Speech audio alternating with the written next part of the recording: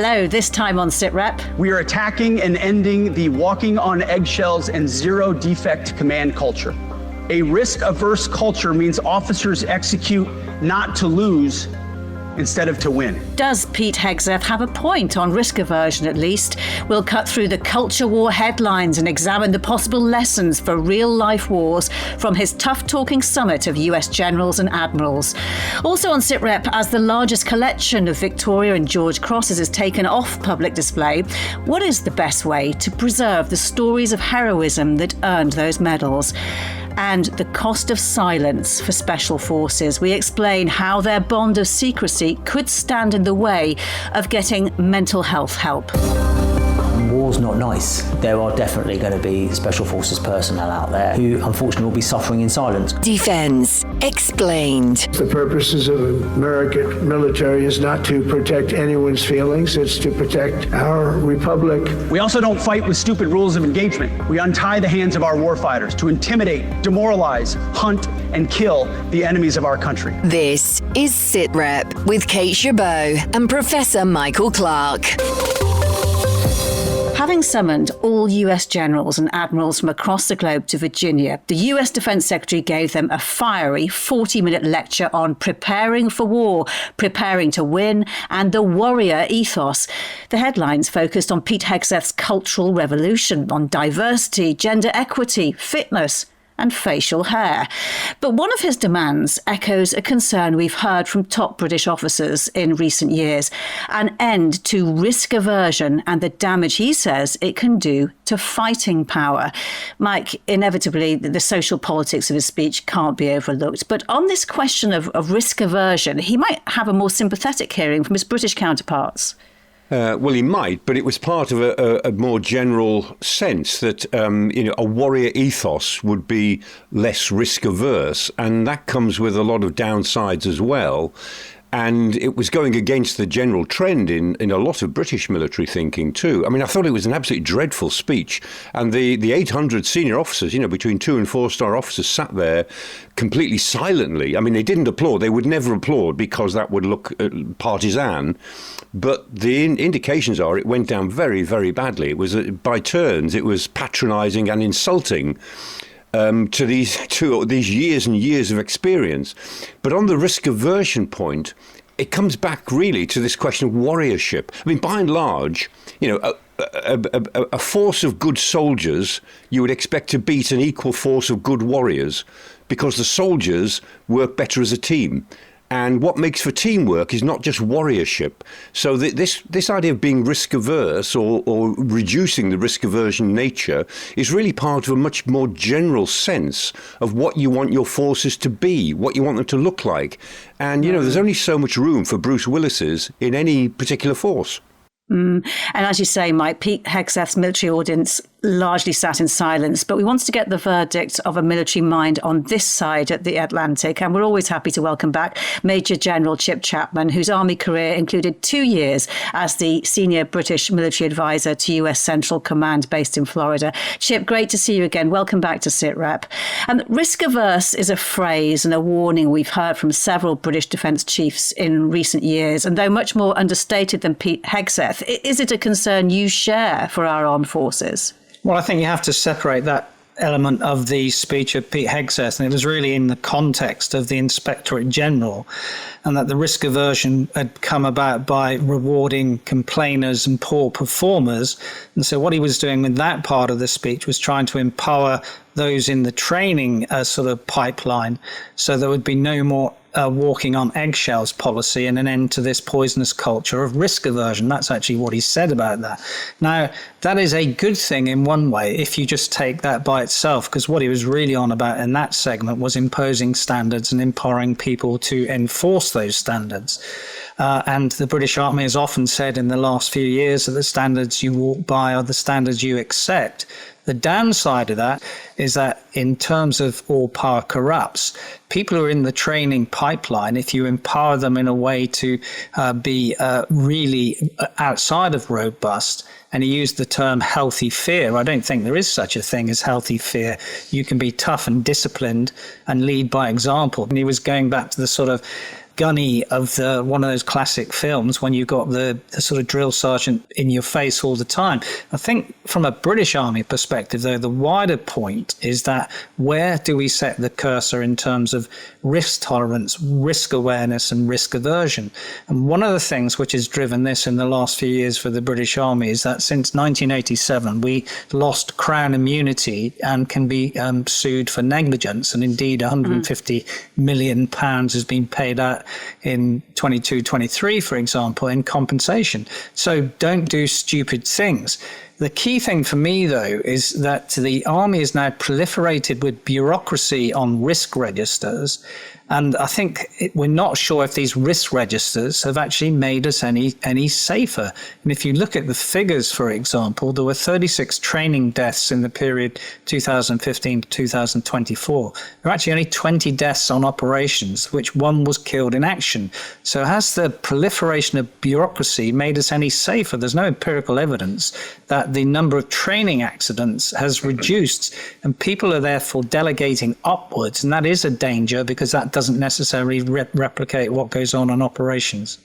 Chip, in the Iraq and Afghanistan years, though, it was often observed that we became more risk averse on the battlefield, the increasing reliance on body armour is one example. Well, I don't think that's a good example, because you should always try and minimise the number of people who are killed in operations. So that's good leadership and good risk mitigation. So there's nothing wrong with that on operation. It's also worth saying that the Crown immunity doesn't apply to people on operations. And, you achieve your mission, but try and bring as many people back as you can. So, body armour is not necessarily a good example of that. Negligence would be not providing anyone with body armour. And that was one of the running source, for example, in some of the units who went to Iraq in 2003. Mike, in your years watching the armed forces evolve and conduct different operations, do you see evidence of increasing risk aversion? Yes, in the sense that General Chip mentions it there. I mean, increasing a sense of liability in the domestic sphere, that domestically, back in Britain, you will be held accountable for things that make sense on operations but don't look very good if they appear at the back page of the Sunday Times or whatever it might be, as opposed to handling risks in relation to the adversary or in relation to the operation.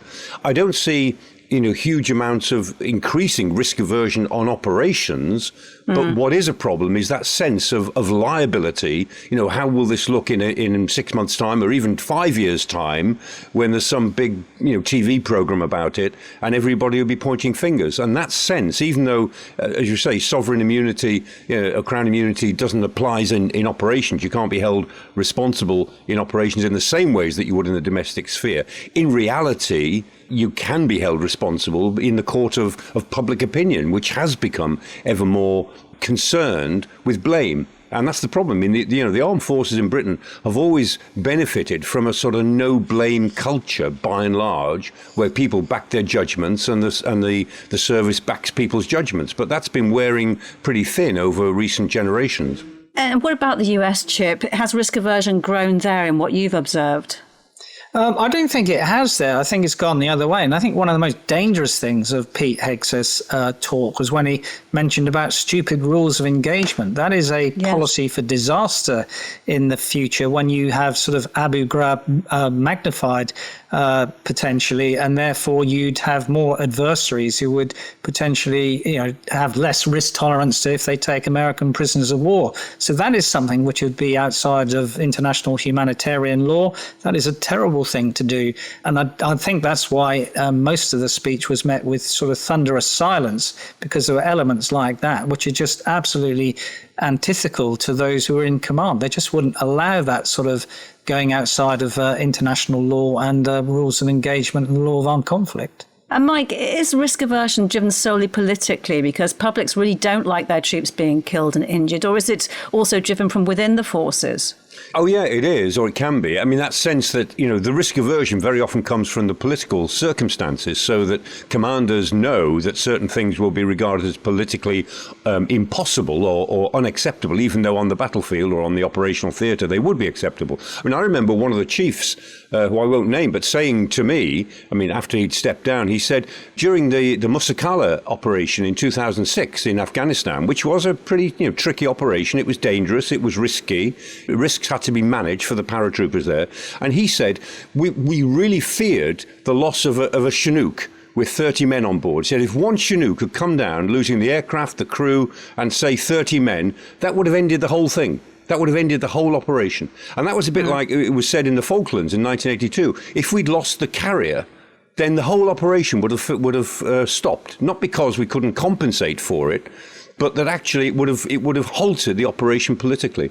And that's a sense in which operational risk aversion is also driven by the political context. However, I think we're now moving, from wars of discretion, as they often say, that we've fought since the end of the Cold War, into the possibility now of wars of sheer necessity, operations of sheer necessity. I think that political context may be changing, but that we'll see if that really happens. Let's have a look at the bigger picture of the speech. Chip, have you been able to gauge the reaction of any of your American military friends? Well, they're going to have radio silence unless they're retired, and that's what you've seen. The retired community have certainly been absolutely anti to what Hegseth said. I mean, they don't need to be told that the role of the military is there to fight wars and to win. We've had that for 2,000 years from Vitigius's Si vis pacem parabellum. We all know that if you want peace, prepare for war. You don't need to have 800 assembled generals to tell you that. So it was an extraordinary speech from an extraordinary audience, which you could have done virtually if you wanted to do that. Even made more extraordinary, for example, by Trump's comment that he saw American cities as a training ground for the US military. I mean, that again would have been met by this thunderous silence. Mike, we talked a couple of weeks ago about the ties between UK and US forces. Is this going to drive a wedge in that relationship? I don't think so, no. I mean, I think that, officers, they get on with their fellow professionals very well, and we always get on with our fellow professionals in America extremely well. And I think, the more political pressure that comes to bear on both sides of the Atlantic, the more that the forces kind of try to understand each other.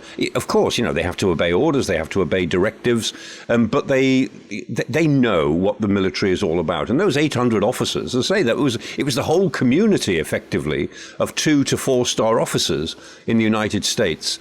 I mean, they were all brought together for this rather curious event, and they, amongst themselves, will know how they feel about it. And I'm sure British officers will sympathise with how they feel. If anything, I think it'll draw them together as fellow professionals, but we'll see where it goes in terms of reorientation of American policy. Because what we're waiting for is the new national defence strategy of the United States, which might turn out to be very, very radical in terms of everything that the US has done over the last 80-odd years.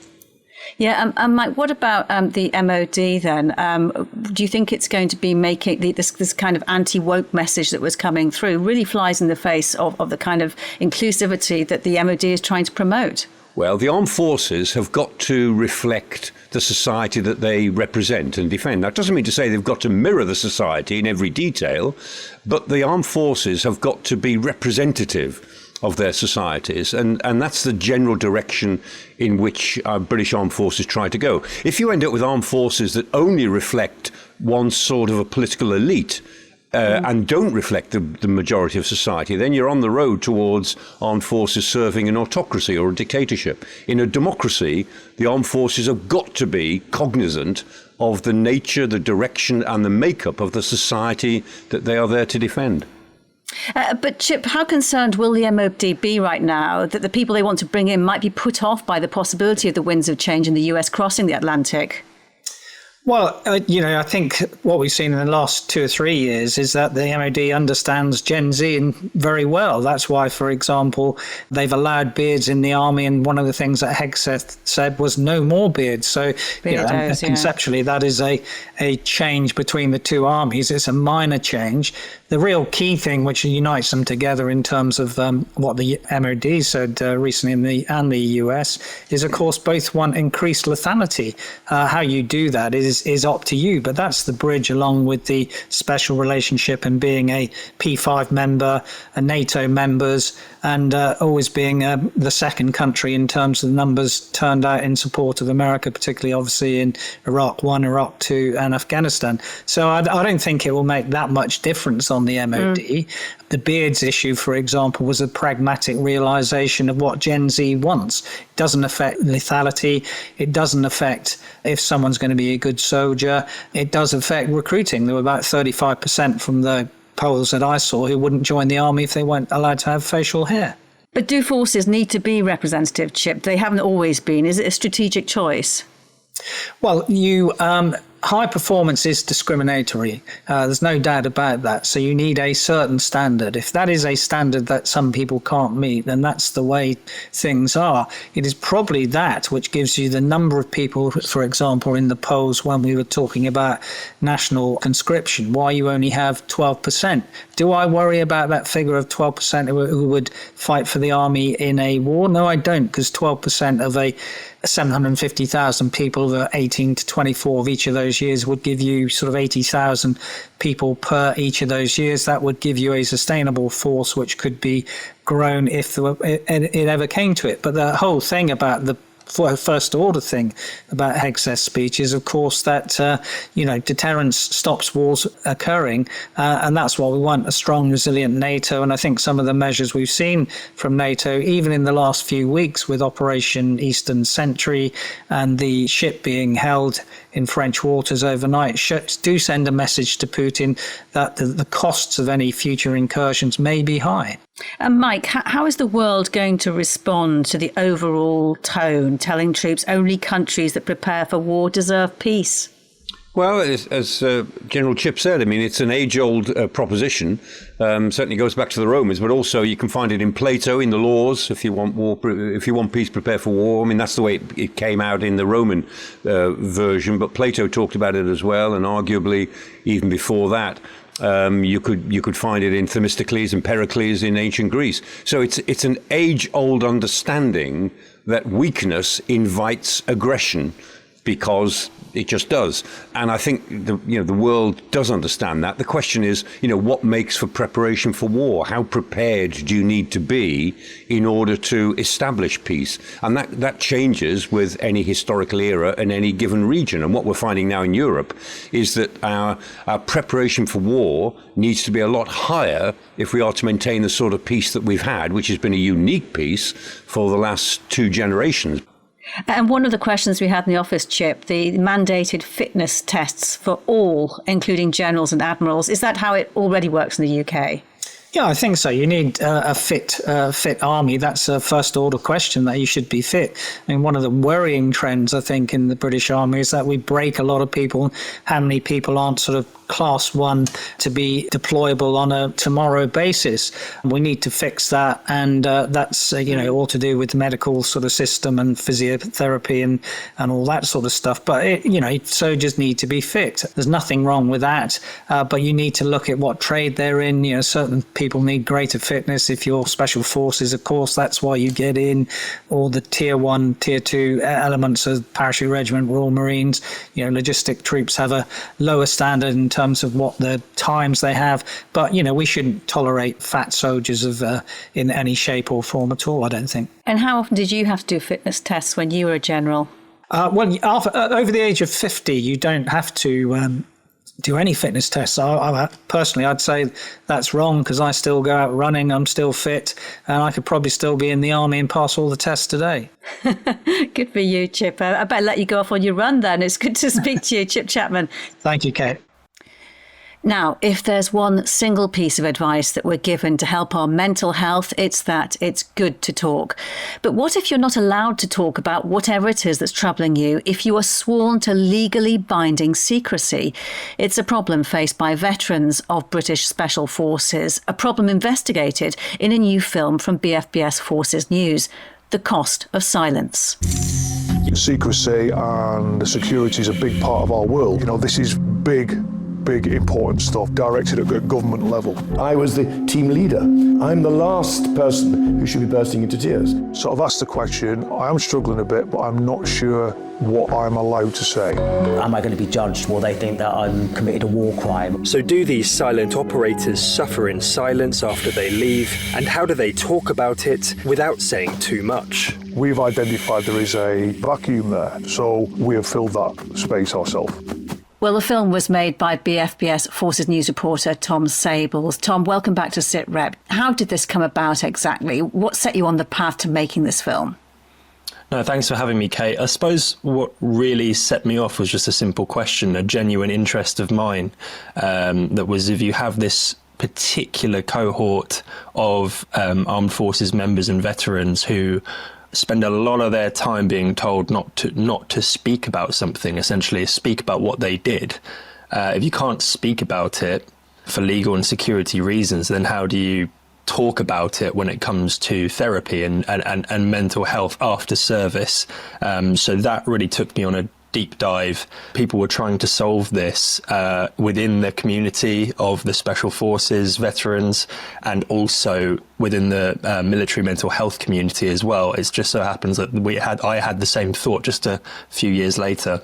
It's a really fascinating contradiction, isn't it? Can you just explain the problem in a bit more detail? In the film, it's described as the vacuum. Yes, it is. So essentially, when you're in Special Forces, you're an active operator, as they're called or referred to.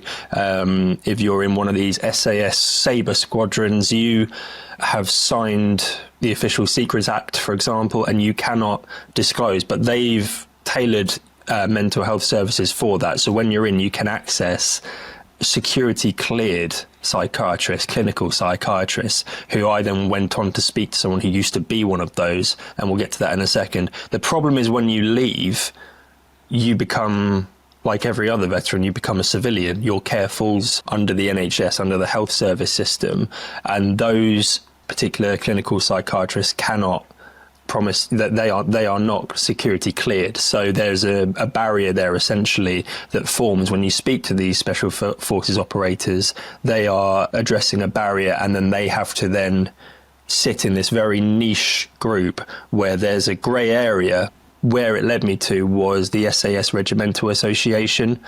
The members for that group are serving and veterans. I spoke to the head of that, and here's what he had to say. One of the issues we found in the Special Forces community is that if we say there is traditional avenues of support are not really suited to our membership, I think it fits very well in the conventional space. If I'm honest, I don't think it takes into account the unique service and the unique demands that serving this country in the Special Forces puts upon an individual. One or two sort of asked the question, I am struggling a bit, but I'm not sure what I'm allowed to say. Special Forces work, by the nature of it, is secret, it's compartmentalised, and it's not always easy for an outsider to break in to that world.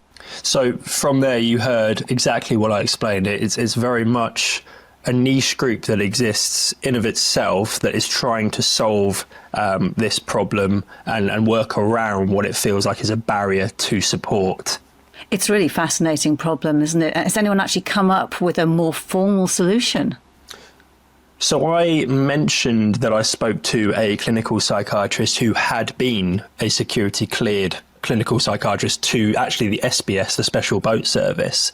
And he has Professor Neil Greenberg, campaigned in the past a number of years ago to essentially security clear maybe 10 to 20 NHS psychiatrists, scatter them across the UK, which he feels like would address this issue. The real unfortunate thing here is there are definitely going to be Special Forces personnel out there, who are veterans now, who unfortunately will be suffering in silence because they don't feel that they can come forward. Am I allowed to? Am I going to be judged? Will they understand the sorts of things that I did, or will they think that I'm, committed a war crime or I've done something wrong, when I don't think I have? And so one of the ways potentially around it would be for the National Health Service to security clear just a few therapists, and then to advertise to veterans saying, if you're a veteran, whatever you've done, we have therapists who are security cleared who can hear whatever you have to say.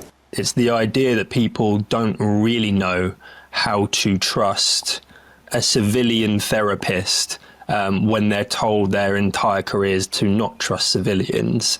And then you also have background issues surrounding the duty of a therapist, their duty bound to report what they perceive to be war crimes or anything similar to that level. My job really was to get both sides. So address the trust barrier, but also hear about what the NHS feels itself is being done through Op Courage. So I spoke to Jonathan Leach, who is the military mental health lead for NHS England that looks after Op Courage, which is a broad umbrella care system for military veterans. Essentially, the way we take this is that Op Courage is for everybody. Staff are specifically trained in terms of the needs of the military community. They're very sensitive to people coming forward, the barriers that there are, to coming forward, to asking specific information, for example, about particular operations or units or dates or times. The view that we've taken is that, if you like, the treatment can still be given. We often don't need that detail. This lack of security clearance at the heart of this issue. Do you sympathise with those who perceive this as a barrier and maybe suffering in silence? And what would your response be to SF veterans who I've spoken to who essentially feel Op Courage is not really for them? Yeah, we understand that perspective, and I think a lot of it, hence, for example, doing this interview, is actually to put people at their ease, to give them information, to actually show them that these services are for them. It's nothing to do with money, I can give you that assurance. It's just that it's whether or not it actually, we think there are other things that we should be doing in terms of providing information, answering questions, things like that. We're not necessarily convinced that it would actually solve the problem. So you hear there's an openness to, learning essentially what more that can be done, but they are convinced that what they are offering does actually address this niche cohort, this Special Forces veteran group. And Tom, your film is now available to see. What has the reaction been to it? The reaction's been good from the BFBS audience, many of whom have served, not necessarily Special Forces veterans, but the impression I get is that many of these people were in and around the same camps, very familiar, very, very proud of what the Special Forces did for the UK over the last couple of decades. And before that, they... you see comments reading through, saying that there shouldn't really be a budget for looking after this particular group after. There's definitely a sense of the more you ask people to do for UK PLC, essentially, the more provision should be given to take care of them afterwards. Tom, a really interesting and important subject to have highlighted. Look forward to seeing your follow-up. Thank you very much. Thank you. And Mike, one aspect which Tom looks into in the film is that the SAS Association has developed a peer support programme for veterans. That idea of people with shared experience, and in the case, shared security clearance, looking out for each other is very powerful, isn't it? Yeah, it is. And I mean, it goes back to what the military have understood for a long time. The King's Centre for Military Health that Sir Simon Wesley headed for a long time, established very early on that the best thing for any service personnel after operations, if they're struggling in any way, is to talk to their friends. It's not the outside world so much as the going back to their friends and going back to the mates. I mean, one of the most important phrases I got from that little film was, will they understand? That sort of fear. Yeah.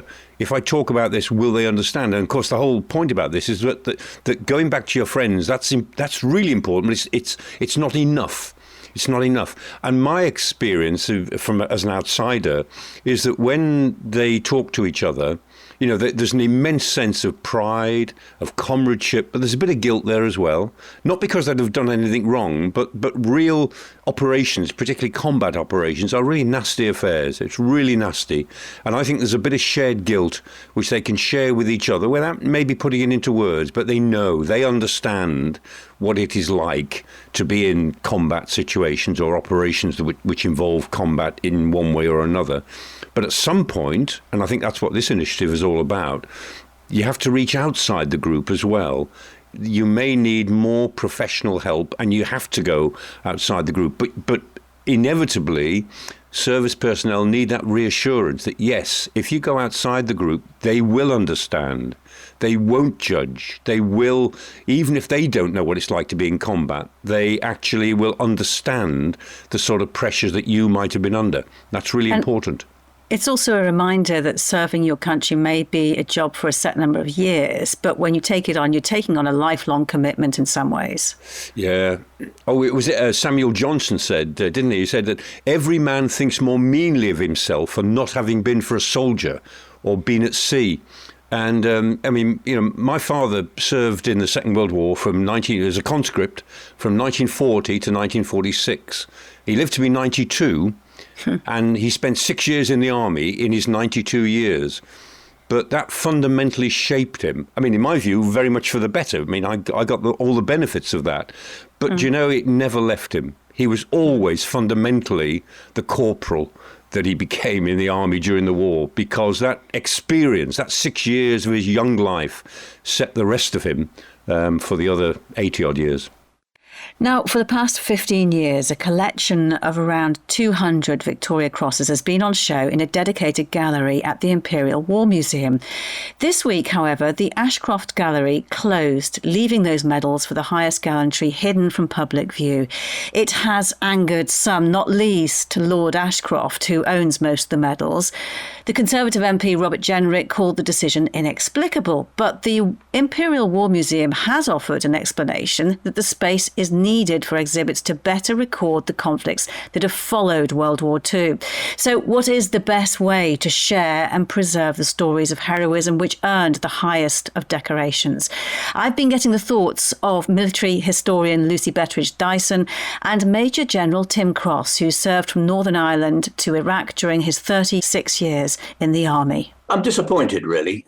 Funnily enough, I was chatting to my youngest son earlier today, and he had done a tour in Afghanistan, and he had been to the museum, the Imperial War Museum, not that long ago, and had, you know, spent time in the display. I mean, the Imperial War Museum is a very big museum, and the display, I understand, takes up a sort of couple of departments or compartments or whatever they call them. Mm. But it is a shame. I think it's very difficult to get the balance right. And of course, at the end of the day, they have to make their choices and their decisions about what it is they will display. And we have the same thing in army museums, my own Corps Museum at Worthy Down.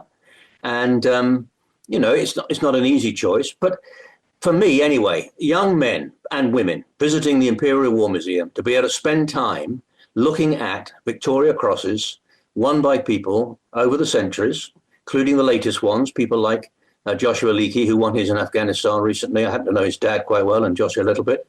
To look at that, read what happened, I would hope people go away, you know, encouraged, to coin a phrase, to live their lives well, to ask themselves what would they do in those difficult situations, not necessarily on a battlefield, but in the battlefield of life, really, and to be encouraged and challenged and, you know, educated about what's been happening in the past.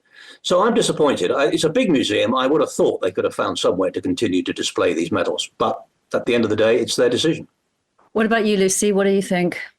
Yeah, I agree with some of what Tim says in the fact that, you know, I think it's important that people see, understand, and are told the stories of the men who won the VC. However, I will not be shedding any tears over this gallery being closed. I actually think it's one of the dullest parts of the museum, and I don't believe that a room full of somebody's private collection of medals is the best way to engage people in the gallantry of the men who won them. I think these stories need to be placed in context, and simply shoving a load of medals in a room is not the best way to do that. Tim, shoving a load of medals in a room, not the best way to sell the stories. Well, I don't, you know, Lucy makes a fair point. If you go around the RLC Museum at Worthy Down, there is a medal room and there are just rows and rows of medals. So unless you're a military person who understands the campaigns and has a sense of where this stuff comes from, you know, the point is very well made. I don't know if they are going to do something that Lucy's alluding to, which is to have a different way of presenting what's gone on here, the different campaigns over the centuries. I'm also very conscious that for every VC win, I mean, I was awarded a CBE for work in the Balkans. And that wasn't me. That was the people who were with me, the people I had the privilege of commanding, you know, and all sorts of things. And people who win VCs are, of course, unique, special individual people, but they've always done it alongside their mates, on a battlefield, and other people will have, thoroughly deserved to win a Victoria Cross, but didn't for whatever reason. We also have a bit of a habit in the British Army of awarding VCs when things go badly wrong. Rorke's Drift comes to mind. All these points are well made, and it's not. It's in a way, it's how you present the message, how you present the courageous work that's gone on, the campaigns that people were involved with, and the individual stories. Because at the end of the day, these are individual people, men and women, who have done extraordinary things. And I think it's good within the context of an imperial war museum to have some way of displaying that.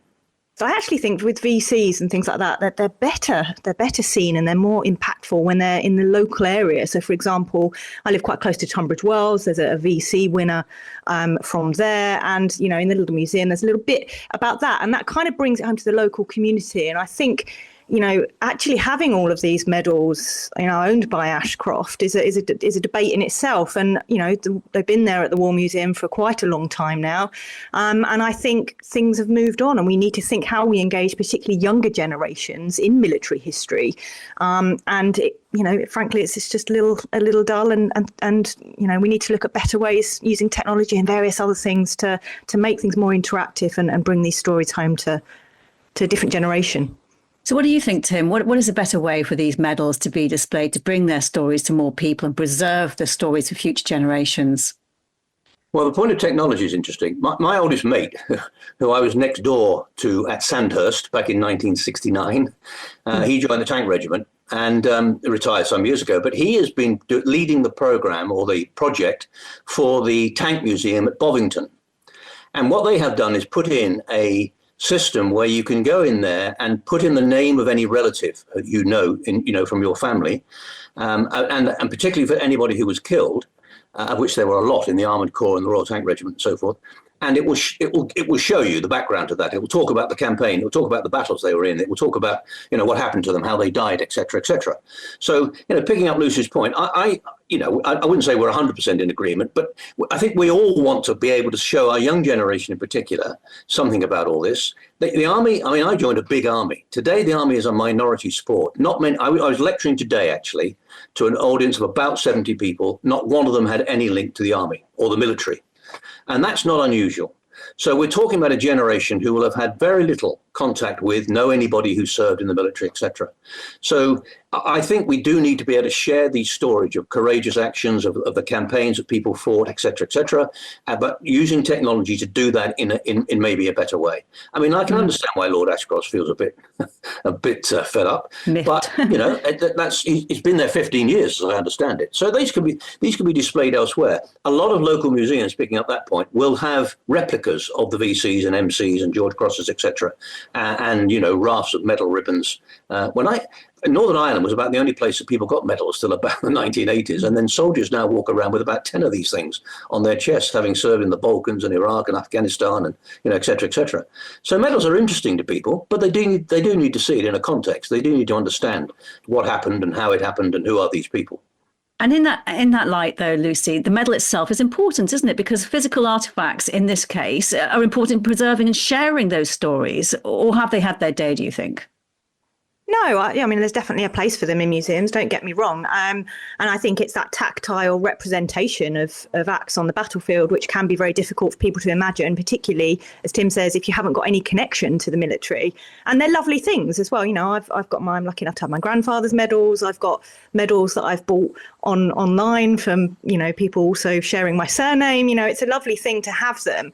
But it's about, are they being displayed in an engaging way? Is the Ashcroft Gallery at IWM, was it engaging? And for me, it's had its day. And it's right that the IWM, should be looking to the future. There'll be decisions that are made in all sort of museums and collections about the next, changing them. And some will be popular and some won't. You can't please everybody all the time. But I think the way this has kind of been spun in the media is that it's some kind of culture war. And I just don't think that's the case. I think It's just, let's move forward and let's think of another way to share the stories. It doesn't mean that the IWM thinks they're any less important. And just finally, Lucy, do you have a favourite artefact? And you mentioned that the family medal, didn't you? Or one that you have or one that you've worked with that sticks in your mind? Well, for me, it's my grandfather's medals. I've recently written a book, that features his service in Burma, and my uncle gave me his medals just a couple of weeks ago, actually. So for me, they're very, very special, and I'm getting them mounted, and I will be displaying them in my home. But it's about, for me, that's that personal connection. And as Tim said, a lot of younger people now don't have that personal connection. So we need to find other ways to tap into what that means.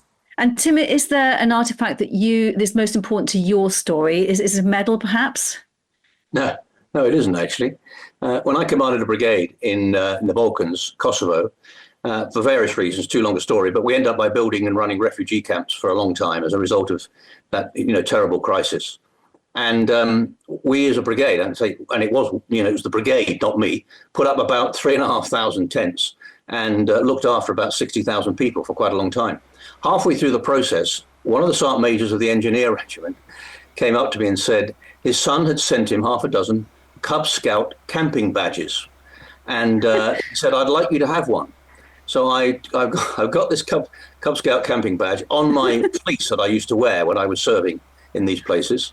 And it always generates a conversation. And in a way, without overplaying it, it was a very proud deployment, and it was a very successful deployment, and we saved a heck of a lot of people's lives. So, when I look at that, I get a nice warm feeling, not just for what we did, but for the fact that it made an impact on the son of one of the sergeant majors.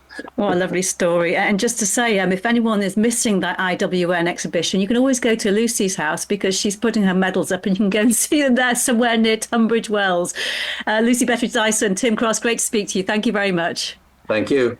Mike, I can't help having noticed that when Tim Cross talked about us being in the habit of awarding Victoria Crosses when things go badly wrong, you had a little laugh in recognition there.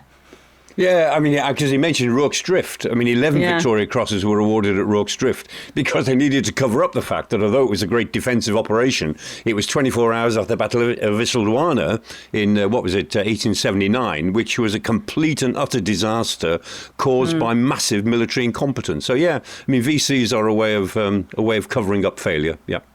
And Mike, you mentioned your father's 6 years of military service. Do you have an artefact of his to help preserve that story? Yeah, I have his scrapbook, which he compiled in about 1947-48. And I treasure it. It's full of bits and pieces, and they don't mean a lot to anybody else, but they mean a lot to me. And there's a mark on the front. He was so proud of his South Lancs regiment. He had his cap badge on the front of this loose leaf binder, the sort of ring binder that he put it all in. And then he put his corporal stripes on there as well. And at some point, as a boy, he cut them. I remember him doing it. He cut them off, and my mum put a piece of elastic on them, and I wore them. I wore my dad's corporal stripes, and I wish I hadn't lost them. I don't know where they've gone. I lost them at some time. But I used to wear my dad's corporal stripes, yeah. Apart from that, what about you? Do you have a most significant artefact from your life and career? No. I'm not one for trophies and artifacts personally. Mainly because I've never been awarded anything important. So I have to say, I don't believe that. I really don't believe that. I don't have a trophy cabinet. I have lots of bookcases. Yeah. I don't have a trophies cabinet because if I did, it would be very dusty. Mike, good to have you on Sitrep as ever with me. And that is all from Professor Michael Clarke and I. We'll be back the same time next week for Sitrep. In the meantime, don't forget you can watch Tom's film, Cost of Silence, the SAS and Mental Health, on the Forces News YouTube channel. For now, though, from me, Kate Gerbeau, thank you for joining us. Bye-bye.